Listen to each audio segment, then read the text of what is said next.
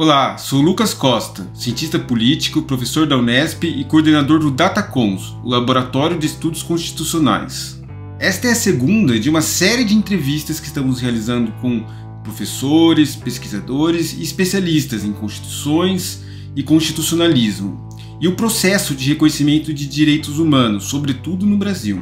Hoje temos o prazer de receber o professor Cláudio Couto, da Escola de Administração de Empresas da FGV de São Paulo. O Cláudio Couto é um dos grandes especialistas em constituições e constitucionalismo do Brasil, um dos pioneiros no estudo empírico das constituições. E hoje o Cláudio Couto vai conversar conosco sobre a questão das constituições, sobre a questão do constitucionalismo e também ajudar a gente a entender o processo constituinte de 87 a 88 e o processo de reconhecimento de direitos desde lá até hoje em dia. Afinal, os custos de constitucionalizar direitos sociais compensa os alegados bem-estar que eles promovem? Vamos ver nessa entrevista. Este é o DataCons Conversa.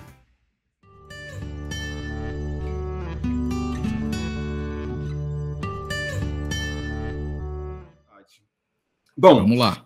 Há um longo debate na ciência política sobre o papel das constituições enquanto instituições que importam.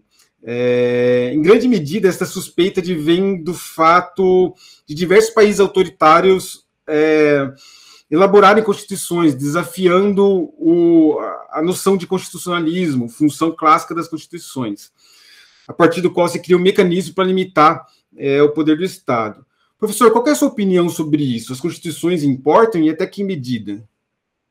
Olha, acho que elas importam. Agora, talvez a gente tenha que pensar que elas importam para o regime em que elas existem, né? Então, o fato de você ter países autoritários que têm constituições, tem até um trabalho clássico aí, quase, do Robert Barros sobre isso, falando da Constituição chilena do período Pinochet, só para a gente pensar um exemplo. Mas mesmo se a gente olhar para o caso brasileiro e pensar não só na Constituição de 1967, aprovada durante a ditadura, mesmo na sua grande reforma, que na prática virou praticamente uma outra Constituição, como muita gente apontou, que é a Emenda Constitucional de 69, que mudou o texto praticamente na sua integralidade, né? Os atos institucionais, que eram também medidas de natureza constitucional. Enfim, você tinha um regime autoritário, como tinha também no Chile, que precisava se ordenar de alguma maneira, precisava se organizar. A legalidade aí não serve para proteger necessariamente direitos, mas ela serve para organizar o funcionamento do regime. Então, constituições em regimes autoritários servem para isso. Claro que quando a gente pensa em constitucionalismo no sentido mais efetivo, a gente está pensando no constitucionalismo de matriz liberal, né, principalmente, e depois ele vai se agregando um outro tipo de tradição constitucional dos estados sociais e mesmo depois já nos direitos pós-materialistas, né, os direitos que vão ali consagrar, por exemplo, direito a um ambiente limpo e tudo mais, tudo isso em constituições mais recentes vai se integrando, mas a gente pode dizer que basicamente é a matriz liberal, né, e liberal democrática. Muitos têm falado ultimamente de regimes que se tornam democracias iliberais, ou de um iliberalismo que conduz ao autoritarismo. E quando a gente fala, portanto, de um constitucionalismo democrático, a gente pensa num constitucionalismo liberal que assegura direitos individuais, direitos coletivos, né, com o Estado social também direitos sociais, né, que garante a separação de poderes, de modo que você tenha limitações ao exercício do poder, um controle ao exercício do poder, de modo a evitar abusos, a prestação de contas, né, de maneira que os governantes e todos aqueles que são representantes eleitos do povo prestem contas daquilo que fazem e busquem dar resposta aos seus eleitores, né, com respeito àquilo que são as demandas dos seus eleitores e que o seu mandato enseja. Enfim, o constitucionalismo democrático tem esse feitio porque ele existe em democracia. Então, acho que é preciso, nesse sentido, separar esse entendimento mais amplo, né, de constitucionalismo, né, no sentido de uma ordenação jurídica de regimes os mais variados, para um constitucionalismo entendido no sentido de uma forma de organizar o poder de maneira a limitá-lo, assegurando também direitos fundamentais. Eu acho que é essa a segunda questão. Regimes autoritários vão ter só a primeira variante, ou seja, o constitucionalismo como uma estruturação básica do Estado. Regimes democráticos vão ter essa segunda variante, né, que é a limitação do poder e a asseguração de direitos fundamentais. E claro que no meio do caminho você tem uma série de regimes que são, em alguma medida, híbridos, né? Que vão ter elementos tanto característicos de regimes autoritários como elementos característicos de democracias.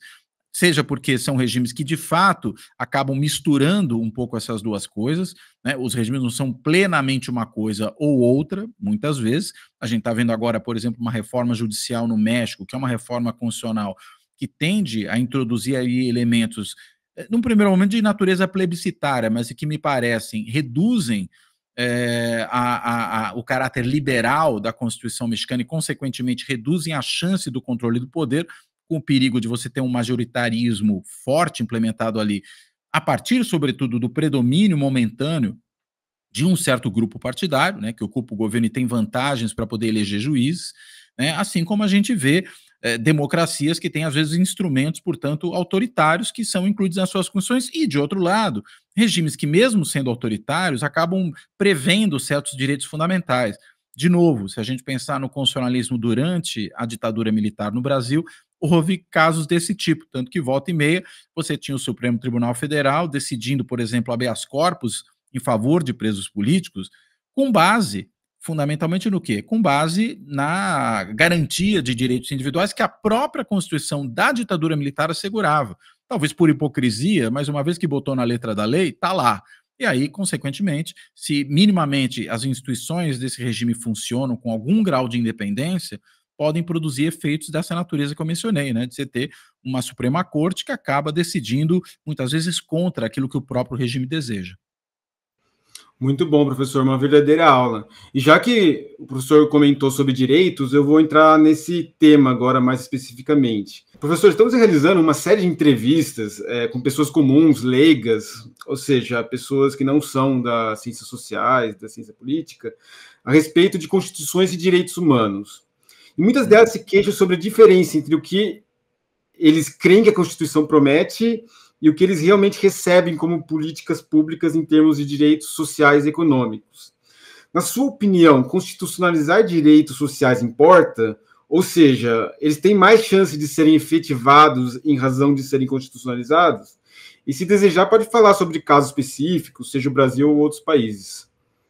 Olha, bem, eu entendo que direitos sociais devem sim ser constitucionalizados, né? Porque a gente está falando de direitos fundamentais num certo tipo de Estado, que é o Estado social, né? Assim como a gente assegurava no Estado liberal direitos individuais fundamentais, direito de organização política, direito de propriedade, enfim, uma série de outros direitos vinculados àquilo que são as concepções do Estado liberal e depois, com a democratização do Estado democrático, direitos políticos, de votar, de ser votado, de participar em processos do Estado, tudo isso previsto constitucionalmente. Da mesma maneira, quando nós entendemos que a garantia de um mínimo de bem-estar social é alguma coisa fundamental e que o Estado deve, portanto, proporcionar, a partir desses direitos, políticas públicas que venham a assegurar a consecução desses direitos, é necessário que esses direitos estejam previstos constitucionalmente. O que não é necessário, pode existir, no caso brasileiro mesmo existe, mas não é indispensável, é a previsão também das políticas públicas que venham a ser um instrumento de assegurar esses direitos, porque você pode ter a previsão dos direitos sociais, mas não determinar já na Constituição de que maneira eles serão atingidos. Isso poderia estar previsto nas normas infraconstitucionais, né, nas normas estatutárias, como muitas vezes se chama, em certa parte da literatura de origem anglo-saxã, ou nas leis, né, leis complementares, leis ordinárias, em tudo aquilo que for norma infraconstitucional. Mas os direitos, eu entendo sim que faz todo sentido que eles estejam constitucionalizados para serem garantidos e, a partir daí, inclusive, você tornar imperativo que haja um conjunto de políticas públicas que venha a assegurar tais direitos. Legal, professor. E uma das principais objeções ou críticas, né, sobre a constitucionalização dos direitos sociais fundamenta em dois aspectos. Primeiro, o custo desses direitos e o engessamento do orçamento público. E dois, a capacidade e legitimidade das cortes constitucionais em lidar com dispositivos relacionados a esses, vamos dizer assim, direitos positivos. Eu gostaria que o professor, ouvir a opinião do professor sobre a seguinte pergunta: na sua opinião, os custos de constitucionalizar direitos sociais são compensados pelos ganhos em termos sociais? Afinal, direitos devem ser objeto de constitucionalização, inclusive descendo aos detalhes das políticas públicas, como o professor falou, ou eles devem ser debatidos no processo legislativo ordinário? Olha, eu não acredito que seja necessário que você desça os detalhes das políticas públicas no texto constitucional. Acho que isso pode sim ser objeto da legislação ordinária. Claro que tudo isso vai depender do pacto político que, porventura, vier a se travar dentro de cada sociedade, né, dentro de cada contexto político. Agora, o argumento de que os direitos sociais têm custos me parece um argumento furado, né, porque ele é, como o Stephen Holmes já provou em trabalhos dele, um argumento que parece que só vale para os direitos políticos, como se, os direitos sociais, melhor dizendo, como se os outros direitos também não tivessem custos. Ora, se você vai assegurar direitos políticos, você precisa organizar uma eleição tem custos. Se você vai garantir o direito à propriedade, você tem que, portanto, assegurar a segurança pública. E, para manter toda a estrutura de segurança pública, pagar a polícia, né, armar essa polícia, ter toda a infraestrutura de inteligência, de investigação, ter os tribunais que vão cuidar disso, você também tem custos. Então, não são só os direitos sociais que têm custos. Todos os direitos têm custos de alguma maneira. De modo que me parece que esse argumento de que os direitos sociais são problemáticos porque eles têm custos é uma leitura equivocada, é uma leitura que não se sustenta nos fatos mais óbvios, né, que é o de que qualquer direito que um Estado assegura, porque o próprio funcionamento do Estado requer isso, vai incorrer em custo. Né? O Estado é uma coisa custosa, seja para fazer a guerra, seja para manter a ordem interna, seja para assegurar direitos individuais, seja para assegurar direitos coletivos, seja para assegurar direitos políticos, direitos liberais, seja para assegurar direitos sociais. Então, é ocioso, né, imaginar isso, mas também acho, né, só reiterando, que não é preciso que na Constituição se desça aos detalhes das políticas sociais. Isso pode muito bem ser feito pelo processo legislativo ordinário, inclusive de maneira a você ter mais flexibilidade, aí sim, né, para poder ter uma política orçamentária muitas vezes mais flexível, para poder você fazer uma atualização das políticas públicas que vão ser necessárias para assegurar esses direitos periodicamente, sem engessar demais essas determinações. Enfim, acho que a Constituição pode contemplar apenas os direitos e não necessariamente as políticas. Quer dizer, então, professor, que na verdade, no fundo, não existem direitos negativos. Todos os direitos, de alguma forma, são positivos e exigem uma ação do Estado, e tem um custo, né? Professor, agora eu queria mudar um pouco a nossa conversa para uma questão mais da sua experiência na pesquisa com constituições. Do ponto de vista de pesquisa científica e análise empírica, a literatura costuma demonstrar uma dificuldade considerável em criar meios para conseguir entender o efeito da constitucionalização de direitos ou outros dispositivos constitucionais. E você, como criador da metodologia de análise constitucional, junto com o professor Rogério Arantes, é uma referência aqui no Brasil sobre essa questão. Então, eu queria ouvir do professor se, na sua opinião, o que já é feito e o que poderia ser feito para avançar nessa agenda de pesquisas que traz o rigor empírico, o rigor do método científico para a análise constitucional. Olha, as constituições são instituições do Estado, né? E toda análise institucionalista, né, que procura entender como as instituições funcionam, deve se voltar sobre todas as instituições que existem, não só no Estado, mas, diramos aí, no sistema político de uma maneira geral. Os partidos, por exemplo, não são instituições estatais, ainda que eles possam eventualmente ser mantidos com recursos públicos, mas eles são instituições políticas e, portanto, faz parte dos estudos institucionais olhar os partidos. Da mesma forma, olhar os tribunais, olhar as casas legislativas, olhar o funcionamento da burocracia pública, da relação entre os poderes, entre executivo, legislativo e judiciário, olhar a estrutura federativa e olhar, consequentemente, também a Constituição. É claro que para olhar todas essas outras coisas, é normal que a gente considere a Constituição como uma referência que, de certa maneira, delineia o funcionamento das outras instituições. Então, se é um país federativo, onde que está estipulado qual é o tipo de federalismo que está ali? No texto constitucional. Da mesma maneira, se ele for, em vez disso, um país unitário, é a Constituição que define de que maneira esse Estado unitário está organizado. Né? Se é um país presidencialista, vai estar definido na Constituição de que forma o sistema de governo opera, da mesma forma se for parlamentarista, e assim por diante. Às vezes até o próprio sistema partidário vai ser, de alguma maneira, delineado constitucionalmente, ou processo eleitoral, sistema eleitoral, coisas do tipo. Só que o que nós vínhamos fazendo, eu, o professor Rogério Arantes e outras pessoas que depois começaram a fazer pesquisa nessa área, é olhar para a Constituição não apenas como um parâmetro, né, como aquilo que traz ali o script do funcionamento das outras instituições, mas como sendo ela mesma uma instituição. E ela de fato é, né, uma instituição que é não apenas referência para a operação, né, para o funcionamento das outras, mas ela é o objeto da ação política ela própria, né? Seja porque ela vai ser modificada, ela vai ser emendada, ela vai ser até feita, se a gente está pensando no estudo de processos constituintes, né? Seja depois, olhando para o texto constitucional, pensando no texto constitucional não apenas como, né, aquele código genético das outras instituições, mas como sendo ele mesmo esse objeto da ação política, porque se você tem no emendamento constitucional, na interpretação da Constituição, parte do processo político, então a Constituição é o objeto. E aí tipos diferentes de constituições, desenhos constitucionais diferentes, tradições constitucionais diferentes vão ter consequências políticas distintas. E aí, portanto, entender isso é uma incumbência que cabe também à ciência política. Claro que no caso do direito, a Constituição já era objeto de atenção, de estudo, desde sempre, né? O direito olhava para a própria Constituição. Me parece que a ciência política também deve fazer isso, porque é parte dos problemas com os quais ela deve lidar.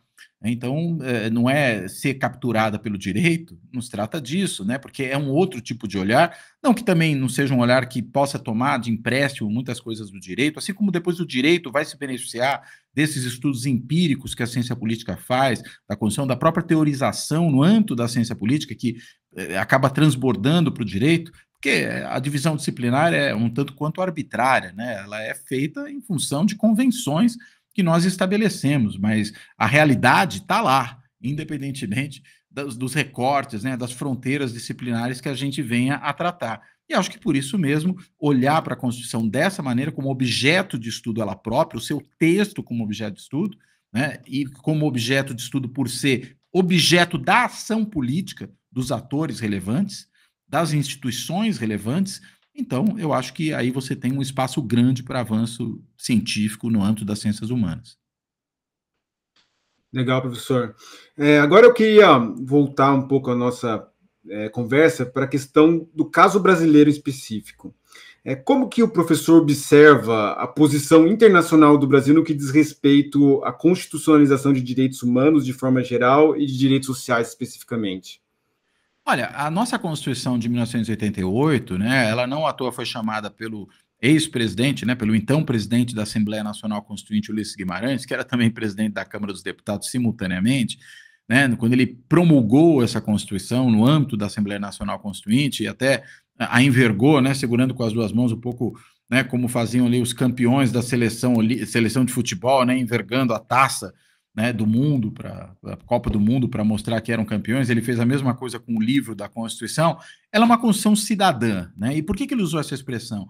Porque era uma Constituição claramente consagradora de direitos, uma Constituição que continha ali um amplo número de direitos previstos nela, inclusive direitos humanos, fundamentais, que são considerados, a propósito, cláusula pétrea. Eles não são objeto de emendamento no sentido de suprimi-los, né? Você pode até ter a agregação de novos direitos à Constituição, e isso tem sido feito, né? Só para dar um exemplo, né, há alguns anos já foi agregado o transporte, né, como um direito do cidadão brasileiro, né? O cidadão brasileiro tem direito a transporte, ou seja, a ter que o Estado criando meios para lhe assegurar o transporte. Não é só a saúde, a educação, uma previdência social, uma assistência social mínima, tudo isso também mas até mesmo o transporte foi contemplado. E a mesma coisa vale ainda mais, né, para aquilo que é mais elementar, que seriam os direitos humanos, o direito à vida, né, o direito à dignidade humana, a ser tratado com respeito, à liberdade, né, todas essas questões são também questões fundamentais. E até mesmo os direitos sociais, dos quais a gente falava há pouco, né, que acabam tendo também essa característica de direitos fundamentais num Estado social como esse que nós temos. Então, entendo que constituições que contemplam isso, e no nosso caso, né, a Constituição de 88, contemplando isso de maneira bastante extensa, inclusive até bastante detalhada, mas, sobretudo, de forma bastante afirmativa, né, no seu texto, ela acaba sendo uma Constituição fundamental para garantir que, enfim, a cidadania política seja exercida, política no seu sentido amplo, não só do ponto de vista do voto e de ser votado, mas no sentido de ser membro de uma polis, né, membro de um órgão político como é o Estado, né, o Estado-nação, e ser um cidadão, né, tudo isso faz todo sentido que esteja contemplado no texto constitucional. Professor, o processo constituinte brasileiro de 87 a 88 é um dos mais estudados no mundo, sobretudo em razão do elevado nível de participação pública. Quais aspectos que você destacaria desse processo e quais características dele você entende que foram mais determinantes para viabilizar o reconhecimento desses direitos sociais e econômicos em um escopo até então inédito na história constitucional mundial? Olha, eu acho que primeiro foi, né, como você bem apontou, um processo muito aberto à participação da sociedade civil, né? A gente tinha ali, para usar uma expressão de um antigo constituinte, da tanga à toga. Quer dizer, você tinha desde os povos indígenas, que se fizeram presentes ali de maneira muito assertiva, e isso foi fundamental, porque até por um certo momento quase se tirou da Constituição lá o trecho que trataria da questão indígena, e depois ele foi recolocado ali por pressão dos povos indígenas, por meio de uma emenda popular, né, que era uma forma, inclusive, de levar certas demandas para dentro do Congresso Constituinte, né? Houve ali uma coisa que o Francisco Whittaker chamava, num livro, inclusive dele, de a saga constituinte, quando diversos grupos da sociedade civil se organizaram, se articularam para levar demandas à Assembleia Constituinte para que houvesse a inscrição no texto constitucional, principalmente de direitos, mas não só direitos, também às vezes de políticas públicas que atendiam a interesses específicos, isso também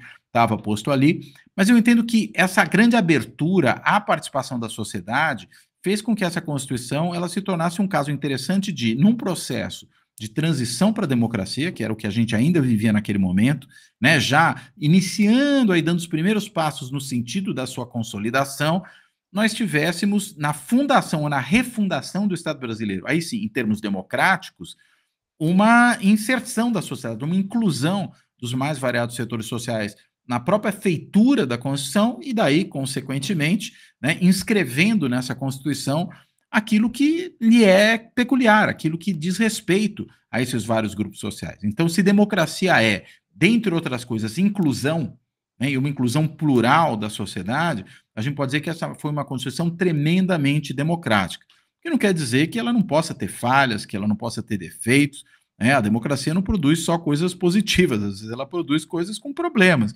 E mais, né? A gente poderia ir até mais longe. Tudo aquilo que é humano vai ter problemas, vai ter defeitos, né? Não à toa o Sanford Levinson, né, um constitucionalista americano, organizou, né, um livro que tem artigos dele e de outras pessoas, em que ele chama de Responding to Imperfection, ou seja, respondendo à imperfeição, partindo do pressuposto de que constituições são obras imperfeitas e que precisam ser frequentemente aprimoradas. É preciso responder a essa imperfeição, aprimorando essa Constituição, seja por mudanças por via de emendamento, por via de reforma constitucional, por via de mudança na interpretação constitucional das cortes. Os caminhos são os mais variados para isso.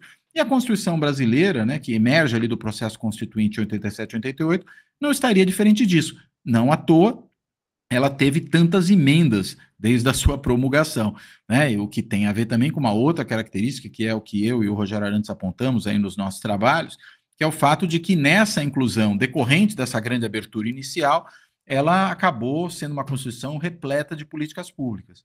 E as políticas públicas, a gente bem sabe, são coisas menos duráveis do que os grandes princípios constitucionais, do que as grandes normas ali, né, de direitos fundamentais, de organização estrutural do Estado e por aí vai. Resultado, vão ser objeto de mudança mais frequente, porque precisam ser realmente modificadas mais frequentemente. Seja para responder às mudanças das maiorias governantes a cada momento, seja às mudanças das necessidades que a própria sociedade tem, independentemente de quem esteja no governo naquele momento.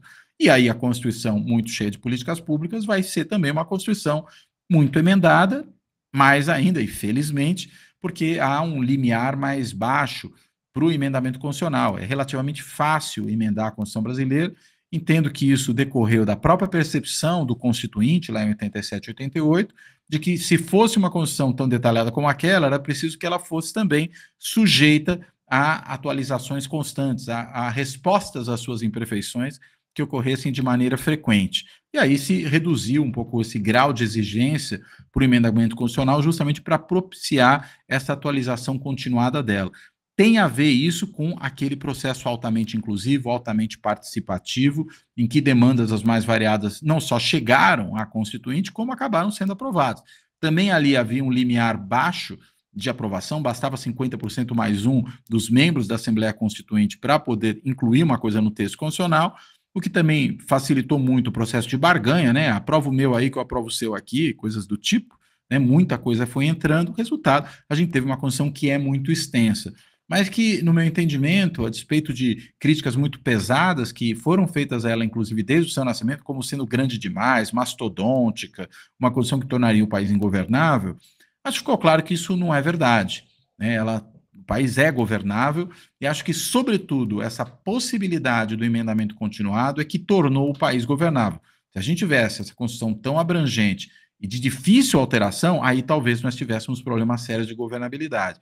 Mas, com essa combinação que houve, e aí não à toa tivemos já mais centenas de emendas, né? Passou muito disso já, a gente acaba tendo uma Constituição mais sujeita aos tempos que vive, e aí, consequentemente, mais frequentemente atualizável, meio como um software, né, que é atualizado quase toda semana. A nossa Constituição também vai sofrendo modificações, emendamentos, atualizações quase toda semana. Se não toda semana, todos os anos, certamente. Legal, professor. Ainda sobre essa questão da abertura da Assembleia Nacional Constituinte, ela propiciou a entrada de outros atores além dos partidos políticos. Eu queria ouvir do professor, na sua opinião, quem são as figuras centrais quando falamos na constitucionalização de direitos no Brasil? Quais foram os atores mais influentes no avanço da agenda de reconhecimento de direitos sociais? Há uma divergência sobre a proporção do papel de grupos de interesse em face dos partidos políticos. Como você vê a relação desses dois atores no processo constituinte de 87 e 88? Olha, eu acho que os dois atores foram muito importantes, né? Os partidos, certamente, porque eles organizavam regimentalmente o próprio processo constituinte. Se a gente pensar na comissão de sistematização que elaborou o texto inicial da Constituição, é uma comissão cujos membros, né, cujas lideranças, no caso, os relatores, né, das várias subcomissões, foram indicados sob critérios partidários. E isso mostra o peso que os partidos políticos tiveram ali, notadamente o PMDB, que era um partido que, naquela circunstância, dada aí a eleição do Plano Cruzado, tinha uma coisa raríssima no Brasil, quase impossível de acontecer de novo, mais da metade das cadeiras na Câmara e no Senado, e aí no Congresso Constituinte, que funcionava com a junção dessas duas casas, mais da metade também da Assembleia Nacional Constituinte, mas os partidos tiveram um peso, portanto, grande no desenho desse processo interno, sobretudo do ponto de vista regimental, do ponto de vista da definição de pautas, da organização da agenda. Agora, muitas das demandas não surgiram só por meio dos partidos, elas chegaram à Assembleia Constituinte por meio dos movimentos sociais, por meio dos grupos de pressão, dos grupos de interesse os mais variados, repetindo, da tanga à toga, né? Desde agentes de Estado, como juízes, membros do Ministério Público, servidores das mais diversas carreiras, militares, por aí vai, até setores da sociedade, como a população indígena, como mulheres, né, como militantes do movimento sanitarista. A gente pode aqui fazer uma longa lista dos mais variados grupos, né, que asseguraram ali a presença de várias das suas demandas dentro da Constituinte, né? Os evangélicos, que já naquele momento da Assembleia Constituinte começavam a se organizar como um grupo que depois se tornaria muito importante, muito poderoso no processo político nacional, mas isso já na Constituinte está em curso, inclusive inscrevendo no preâmbulo da Constituição uma referência a Deus, era uma forma de contemplar a demanda desse grupo. Então, eu acho que há de certa maneira, uma divisão aí de pesos, né? Não sei se a gente vai conseguir elaborar alguma forma de mensuração de quem pesou mais, não acho que é uma tarefa tão simples, porque demandas chegam e os próprios partidos se tornam depois encaminhadores dessas demandas, que chegaram ali na realidade por meio de movimentos sociais, de grupos de pressão, mas eu diria que, conhecendo a dinâmica daquela Constituinte, tanto uns como outros tiveram um peso muito grande, o que tem a ver também com essa característica de um processo muito aberto, inclusive aberto à participação política direta da sociedade por meio das emendas populares. Legal, professor. Ainda sobre essa relação de forças dentro da Assembleia Nacional Constituinte, a gente sabe que a Constituição de 88 foi elaborada sob uma Assembleia composta majoritariamente por partidos conservadores e privatistas, né? Como você explicaria, diante desse contexto, uma carta que, à época, era provavelmente a mais avançada do mundo em termos de inclusão de dispositivos que visam efetivação de direitos sociais e econômicos e, portanto, uma ampliação do tamanho, do papel do Estado na garantia desses direitos? O Estado brasileiro, né, pelo menos desde a era Vargas, né, ele tem um papel importante sobre uma série de aspectos. Né? Ele é um Estado presente, um Estado interventor em grande medida. Alguns já usaram a expressão demiurgo, né, um Estado que vai, na realidade, levar adiante o funcionamento do país. Até mesmo antes da era Vargas, se a gente pensar no que foi a República Velha, a política de proteção ao café, por exemplo, era claramente uma política de ação estatal para regular um mercado que era percebido como um mercado essencial para a economia nacional, e daí, consequentemente, tinha ali a intervenção estatal garantindo, inclusive, empréstimos muito vultosos que funcionaram para assegurar essa política, né, entre ali o final do século XIX e 1930. E mesmo com a era Vargas isso não parou, e aí você teve uma ampliação para outras áreas, né, para promover a industrialização do país, para estruturar uma burocracia pública mais efetiva. Ao elaborar um novo texto constitucional que vai ser responsável também por garantir políticas sociais, em particular, que são políticas que demandam ampla estrutura burocrática, que vão também demandar recursos que precisam ser assegurados para que esses direitos fundamentais sejam garantidos à população brasileira, é claro que você vai ter que ter um Estado maior, né? Você vai ter que ter um Estado que se equipe, que se aparate para poder justamente produzir esse tipo de coisa. Então, claro, é uma Constituição que produz um Estado que é um Estado mais parrudo, um Estado mais alentado do que se fosse, por exemplo, uma Constituição minimalista à moda americana, só para a gente mencionar aqui um modelo clássico sempre considerado aí quando se fala desse tipo de coisa. Mas não era, de modo algum, o modelo brasileiro, e veja, não era nem porque foi criado em 88, porque não era o modelo que herdamos de experiências constitucionais anteriores nossas. Seja lá desde 1930 com o governo Vargas, com a Constituição de 34, depois com a Constituição autoritária de 37, a Constituição democrática de 46, né, seja com as constituições militares, que também eram constituições que davam ao Estado um papel importante, e a Constituição de 88 ela se inscreve nessa longa tradição. Ou seja, no Brasil temos aí um Estado que é um Estado bastante ativo. E aí não só para garantir políticas sociais, mas também para promover, por exemplo, o desenvolvimento econômico a partir da ação estatal. E a própria Constituição prevê que o Estado deve ser um indutor do desenvolvimento. Chegou até a ter, lá nas suas origens, a previsão de que certos setores da economia seriam obrigatoriamente setores estatais. Depois, durante a era Fernando Henrique, em particular, essas coisas foram mudando e a possibilidade de concessão ou de privatização de setores econômicos importantes passou a vigorar. Mas isso estava presente lá desde a sua origem. Talvez tenha sido até o que fez certos setores economicamente mais apegados ao liberalismo econômico, não estou falando aqui do liberalismo político, mas do liberalismo econômico, tenham sido muito críticos à Constituição. Né? O então ministro da Fazenda, Mailson da Nóbrega, ministro do governo Sarney, falava que a Constituição deixaria o país ingovernável. Pensava justamente nessa estrutura que seria, em grande medida, onerosa. Né? Outros economistas depois vão, de alguma forma, dizer, olha, mas esse é o contrato social que foi fixado na Constituição, é o que o Samuel Pessoa costuma dizer quando se refere à Constituição de 88. Então, acho que era o acordo político que refletia o espírito daquela época e que refletia a correlação de forças existente, tanto na sociedade como dentro do próprio sistema político na época. É bom lembrar, eu já falei aqui, que o Plano Cruzado foi o contexto no qual se elegeu boa parte dos constituintes, só não elegeu aquele 1/3 do Senado que havia sido herdado ainda das eleições de 1982. Mas todo o resto do Congresso Nacional, que foi compor a Assembleia Constituinte, foi eleito no bojo do Plano Cruzado e, portanto, beneficiando, sobretudo, então, o PMDB. E o que era o Plano Cruzado? Ora, era um plano bastante interventor na economia, né, que não só congelou preços, mas que também fez uma série de intervenções na questão distributiva, né, do ponto de vista salarial, do ponto de vista de um certo modelo de desenvolvimento, que também espelhava essa concepção de Estado. É nesse contexto que a Constituinte elabora o novo texto constitucional. Então, é o espírito da época. Acho que as reformas que foram sendo feitas depois talvez tenham dado uma atenuada nesse caráter excessivamente estatal, que porventura a Constituição tenha tido no seu nascedor, tornando-a mais equilibrada e mais consentânea com os novos tempos que nós vivemos, mas foi o modelo escolhido pelo Constituinte, não por acaso, mas porque espelhava o país que havia naquele momento. O professor fez referência à participação pública, mencionando que ia da tanga à toga. Dentro do professor desse amplo arcabouço de participação popular, vários grupos tentando interferir nos efeitos do processo constituinte, você destacaria algum grupo de lobby mais influente? Qual ou quais você acha que teve, você lembra de ter tido uma atuação mais relevante na época? Principalmente considerando essas questões que envolvem o conflito entre estatismo e privatismo, então grupos empresariais de um lado, grupos representando interesses públicos de outro. Quais grupos o professor destacaria?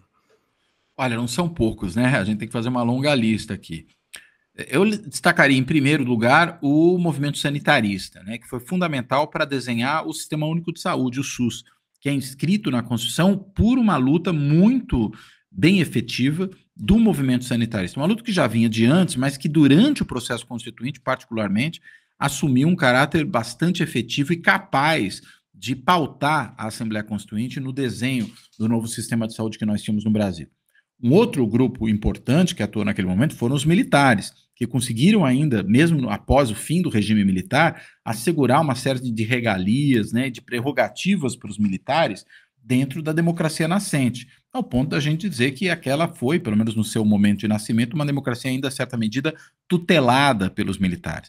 E até recentemente, sobretudo no contexto aí de um governo de natureza autoritária, como o governo Bolsonaro, muito militarizado, a discussão em torno do artigo 142 da Constituição, inclusive com uma leitura muito enviesada, obtusa mesmo, né, do artigo 142, mas essa leitura obtusa só foi possível porque os militares conseguiram colocar, inscrever no texto constitucional um espaço para sua atuação no cenário nacional que talvez não fosse um espaço que eles teriam em democracias que não tivessem, no momento da elaboração do texto constitucional, uma tutela militar operando.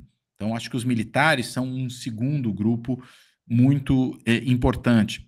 Um terceiro grupo, atores do sistema de justiça, notadamente membros do Ministério Público.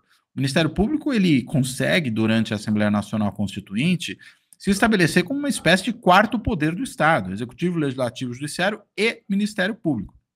Ele tem basicamente todas as prerrogativas do Poder Judiciário, tem uma grande independência, ele não é subordinado a nenhum dos outros três poderes, né, consegue atuar de maneira muito autônoma, e conseguiu isso porque conseguiu estabelecer no processo constituinte, escrevendo na Constituição de 88, o seu modo de funcionamento.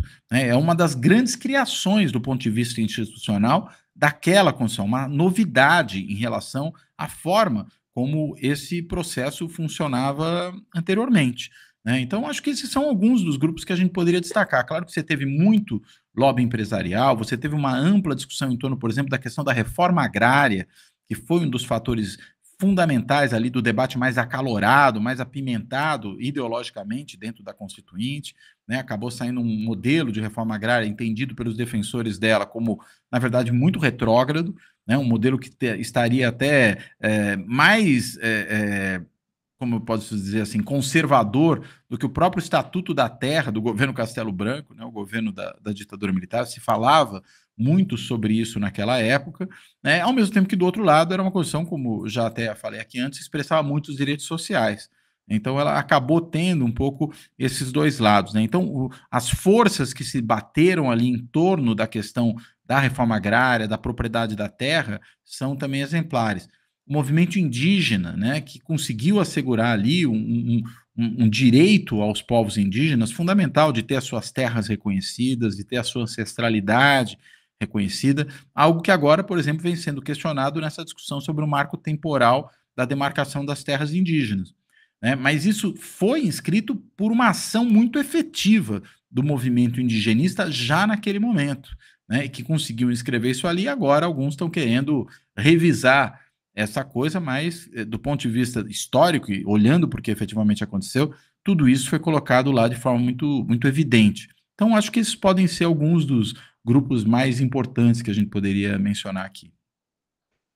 Professor, e atualmente, quem são, na sua opinião, os principais responsáveis por manter direitos sociais e econômicos constitucionalizados? Se é que eles estão sendo mantidos, né? Quem tem mais influência nesse processo? Os partidos políticos ou a sociedade civil, especialmente por meio dos grupos de interesse?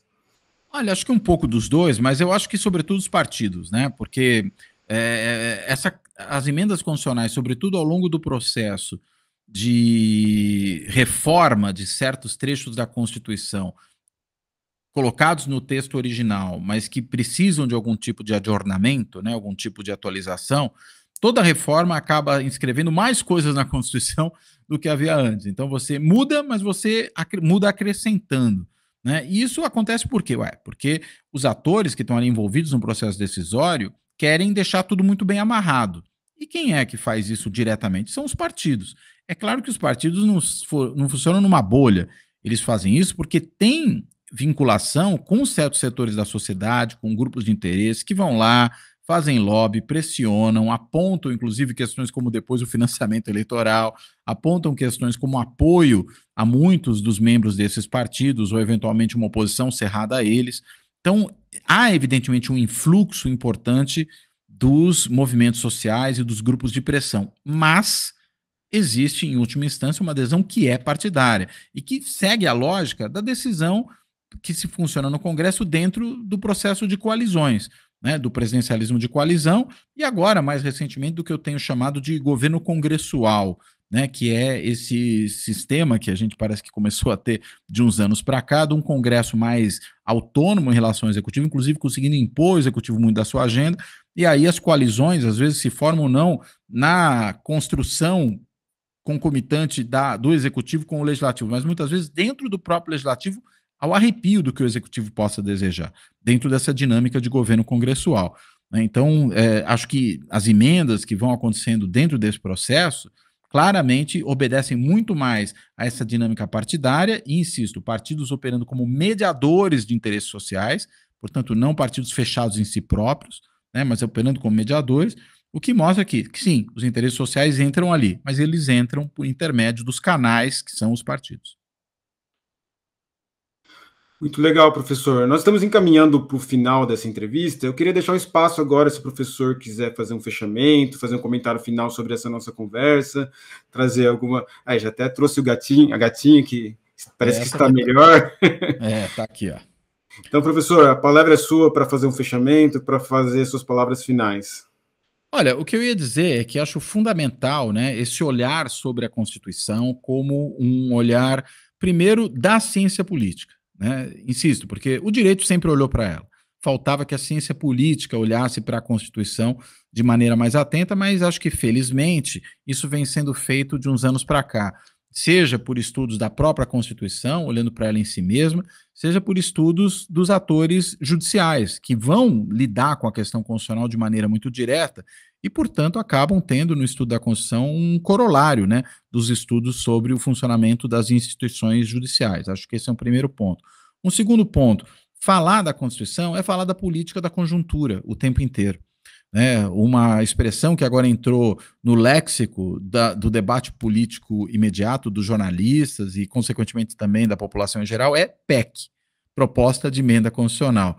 Quem diria há alguns anos que a gente falaria de PEC como fala hoje? Mas hoje todo mundo fala da PEC como se fosse a coisa mais natural do mundo. Assim como de uns anos para cá também, e aí já é há mais tempo, começou a se falar de presidencialismo de coalizão, uma coisa que primeiro os cientistas políticos falavam, de repente todo mundo começou a falar desse tipo de coisa. Me parece que falar de PEC hoje no debate sobre a conjuntura política, na imprensa, né, entre aqueles que têm interesse por política na população em geral, é um sinal de que a política constitucional entrou na agenda da cidadania e entrou na agenda dos atores, formadores de opinião, dos jornalistas, né, enfim, de tudo aquilo que está relacionado a essa discussão sobre política no momento imediato. Ou seja, falar da Constituição é falar não só de um texto que está lá, que ficou muito antigo, que serve de referência para nós, mas é falar de como se faz política todos os dias. Acho que é essa a importância, eu ressaltaria esse aspecto. Este foi o Datacons Converse. Muito obrigado e até a próxima.